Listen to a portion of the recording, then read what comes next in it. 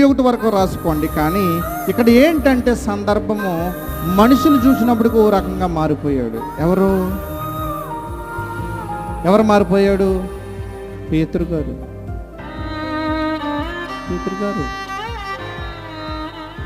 అప్పుడు వరకు అన్యజనులతో భోజనం చేస్తున్నారు. ఎప్పుడైతే అపొస్తలుడైన పౌలు గురు చూశారో వెంటనే లేచి శిష్యులా వచ్చేసాడు.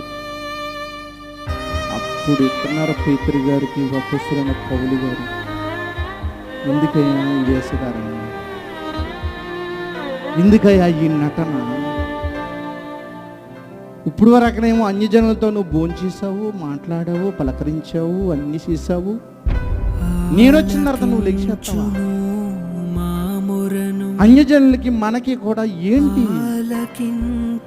అన్యజనులు మళ్ళీ సున్నితి చేసుకో, ధర్మశాస్త్రం ఆచరింపు, అప్పుడు నువ్వు నిజమైన క్రైస్తవుడు అవుతావు అని చెప్తున్నావు ఏంటి?